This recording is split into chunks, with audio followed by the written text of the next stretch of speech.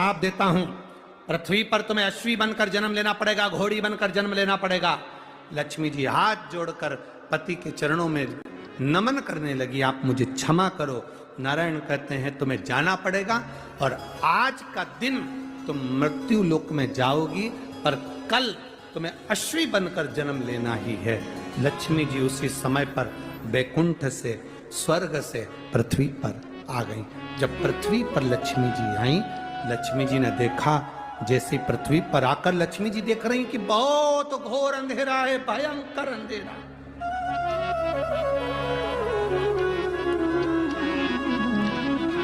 आज लक्ष्मी जी पृथ्वी पर आई, घोर अंधेरा, अमावस्या की रात्रि है, भयंकर रात्रि, चारों तरफ अंधेरा ही अंधेरा।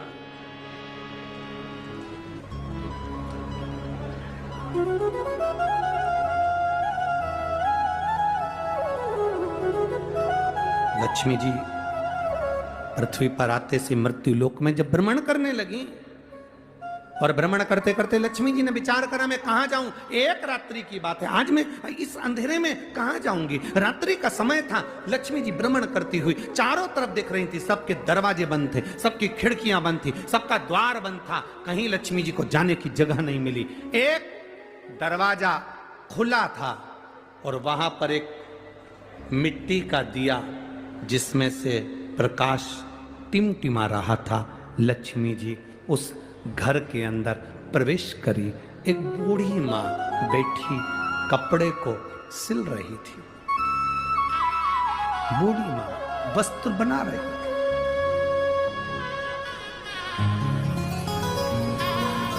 एक बूढ़ी मां वस्त्र बना रही है, एक बूढ़ी मां कपड़े को सिल रही है। अब लक्ष्मी जी अंदर जाकर बूढ़ी माता को नमन किया, प्रणाम किया। लक्ष्मी जी ने कहा मां, क्या मैं एक रात्रि आपके यहां रुक सकती हूं? बूढ़ी मां काम में लगी हुई थी, उसने गादी बिछा दी, एक तकिया दे दिया और लक्ष्मी जी को पहचानी नहीं, इतना कहा बहन आप आराम करो, आप रुको, आप रहो। मां मुझे भूख लग रही है, भूख लग रही है। कपड़ा छोड़कर मां, कपड़ा छोड़कर मां, कपड़े को छोड़कर मां उस माता लक्ष्मी को पहचानी नहीं, पर एक स्त्री के लिए भोजन ढूंढने के लिए गई। पर घर इतना साधारण सा था, बड़ी गरीब परिस्थिति का था, भोजन जितना बनाया था वो समाप्त हो चुका था। मधु अब 75 वर्ष की मां, 75 वर्ष की बूढ़ी मां, और 75 वर्ष की बूढ़ी मां और उसके विवाह में जो पिता ने शहद दिया था, मधु दिया था, 75 वर्ष की।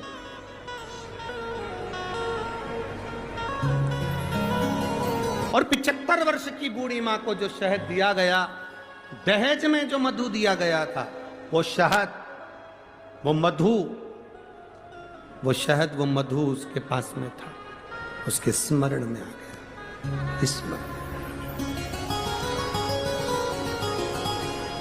और उसके स्मरण में आया कि जो मधु है मेरे पास में, मुझे देना चाहिए, परंतु वो डब्बा जिसमें मधु भरा हुआ था, जिसमें शहद भरा हुआ था, वो डब्बा ढूंढा जा रहा है। वो मधु का डब्बा, वो शहद का डब्बा ढूंढा जा रहा है।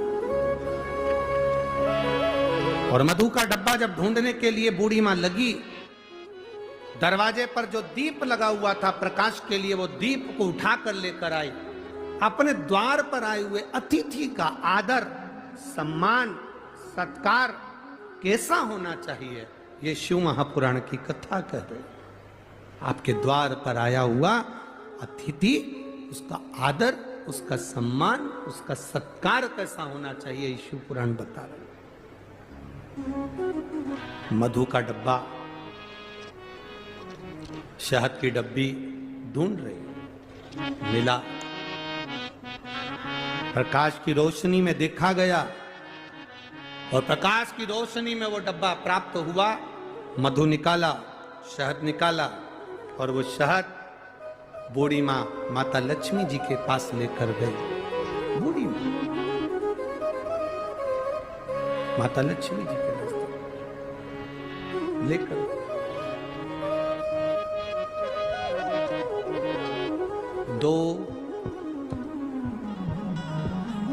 33 कोटि देवी देवता में 2 देवता ऐसे हैं जिनको मधु शहद प्रिय है, और उस मधु शहद की प्रियता में वो अपने पास का जितना वैभव होता है वो प्रदान कर देते हैं। 2 देव, एक देवाधिदेव महादेव, 33 कोटि देवी देवता में एक देव ऐसे हैं जिनको महा संबोधन से संबोधित किया गया। कौन है वो? जम के बोलो जरा। महादेव, जिनको महासंबोधन से संबोधित किया गया, संबोधित किया। और 33 कोटि देवताओं की जो धर्म पत्नियां हैं, देवियां, उन देवियों में केवल एक देवी है जिस देवी के नाम के आगे महा का संबोधन लगाया गया, वो केवल एक लक्ष्मी है जिसे महालक्ष्मी कहा गया। महासंबोधन, एक महादेव है और दूसरी महालक्ष्मी। बाकी के किसी देवी के आगे महा का संबोधन नहीं दिया गया। महालक्ष्मी का संबोधन त्रिदेवी में, पार्वती मैया हो, सरस्वती मैया हो, उसमें महालक्ष्मी का संबोधन महालक्ष्मी का संबोधन त्रिदेवी में, पार्वती मैया हो, सरस्वती मैया हो, उसमें महालक्ष्मी का संबोधन महासंबोधन लक्ष्मी के आगे आया। और त्रिदेव में महासंबोधन देवाधिदेव महादेव के सामने आया। इसलिए इन एक महादेव और एक महालक्ष्मी, ये 2 देवता ऐसे हैं, एक देवता एक देवी ऐसी हैं जिन पर मधु का प्रयोग सुख प्रदान करता। अब दुनिया के लोगों ने कहा गुरुजी आप एक बात कह देते हो, एक देव महादेव और दूसरे नंबर पर देवी लक्ष्मी महालक्ष्मी, जिन पर मधु का प्रयोग मुंह। एक हमने पहले कथा में कहा था कि उसका लोगों ने उपहास भी किया, हंसी भी उड़ाई, पर लोगों ने उसका प्रयोग करा तो फल भी पाया। आज भी उस पत्र को, यहाँ पर भी एक पत्र है उसका, हम बताएंगे। हमने कहा था कि बीज पत्ती पर शहद लगाकर जब आप अपनी पूरी मेहनत करें, पूरा कर्म करें और अच्छी मेहनत में तल्लीन रहें, और मेहनत करते हुए जब किसी कार्य के लिए जाएं तो मध्य पत्ती में मधु लगाकर, शहद लगाकर, सुना था कि नहीं सुना था? शहद लगाकर शिवलिंग पर उसको लगाकर फिर जाइए, कार्य में सफलता मिलती है। ये हमने कहा था। अब दुनिया के लोग भले हंसे, पर जिन्होंने स्कंद पुराण पढ़ी हो, कुर्म पुराण पढ़ी हो, लिंग पुराण पढ़ी हो, मत्स्य पुराण पढ़ी हो, और जिसने कभी जिंदगी में एक बार शिव महापुराण का स्मरण करा हो या देवी भागवत का स्मरण करा हो, तो उसमें मधु का, शहद का बड़ा महत्व बताया गया। मधु का, शहद का बड़ा महत्व। शहद, मधु एक देवाधिदेव महादेव को समर्पित करने वाला और एक मां लक्ष्मी को समर्पित करने वाला क्या देता है, ये शिव पुराण की कथा कर रही है। जब बूढ़ी मां के पास में कुछ भी नहीं था, 80 साल, 70, 80, 50, 60 साल पुराना शहद मधु रखा था। शहद, आप लोगों में से कितने लोग हैं जिनके घर में शहद है, मधु है? रखो। अब मधु आपके घर में है, कोई सामान आपके घर में दाल भर कर रखना, उसमें कीड़े पड़ जाएंगे, सड़ जाएगी। दूध रख दिया, घी रख दिया, 10 साल, 5 साल, 8 साल, 15 साल में उसमें कीड़े पड़ सकते हैं, वो सड़ सकता है। पर केवल एक मधु, शहद ऐसा होता है जो 50 साल तक भी रखा रहे तो सड़ता नहीं है, बल्कि औषधि बन जाता है।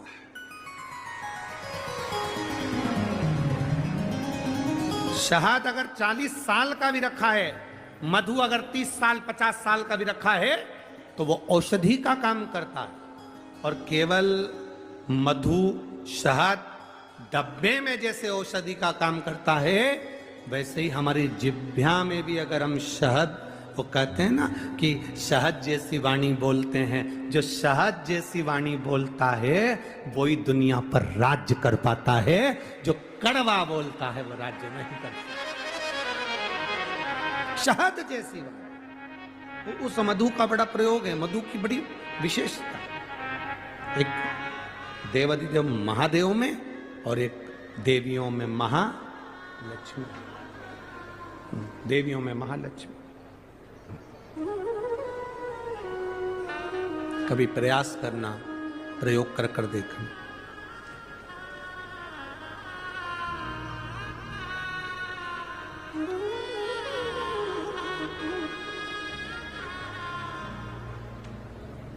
कभी प्रयास करना।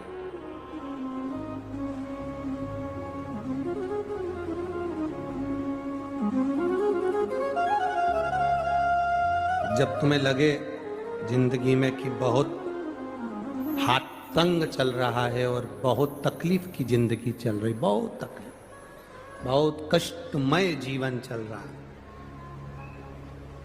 बहुत कष्ट।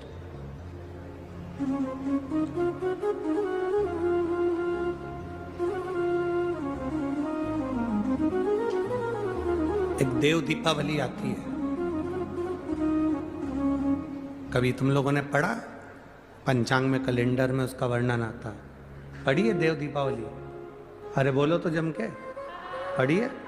एक देव दीपावली आती है, एक दीपावली, एक देव दीपावली। इन दोनों दीपावली के दिन अगर प्रयास करना, अगर बहुत कष्टमय जीवन चल रहा हो, फैक्ट्री भी ना चले, दुकान भी ना चले, व्यापार भी ना चले और कर्जा बढ़ते जा रहा हो, टेंशन ही टेंशन पूरी जिंदगी में हो रहा हो, कहीं से संपदा आ नहीं रही हो, धक्के की जिंदगी चल रही हो, तो एक बार मधु का प्रयोग कर कर देखना।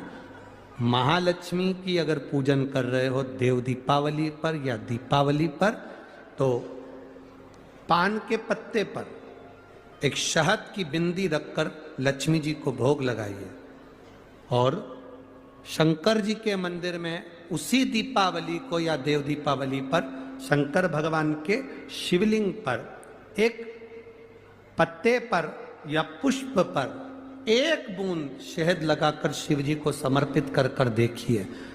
अगला वर्ष तक इंतजार करना, बाबा आपकी जिंदगी में 4 चांद ना लगा दे उस मधु के बल पर, तो आनंद के लिए प्रयास करिए। मधु में क्या बल है, ये शिव महापुराण की कथा कर रही है। लक्ष्मी जी को श्राप दिया गया, तू अश्व की योनि में जाएगी, अश्वी बनेगी, घोड़ी बनेगी। भगवान नारायण ने लक्ष्मी को पृथ्वी पर भेज दिया। लक्ष्मी जी पूरी रात्रि, अमावस्या की रात्रि अंधेरे में भ्रमण कर रही हैं, कहीं उनको जगह नहीं मिली। एक दरवाजा खुला था, दीपक टिमटिमा रहा था, लक्ष्मी जी उसमें प्रवेश कर गई। बूढ़ी माँ कपड़े बना रही थी, भोजन मंगा, भोजन था नहीं।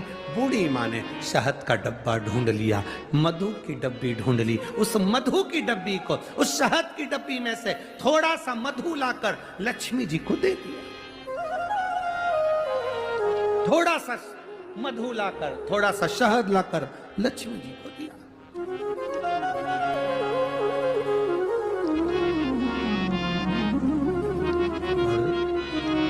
कहाँ से लाऊं लड्डू, कहाँ से लाऊं पेड़, घर में होए तो लाए ना, कहाँ से लाऊं।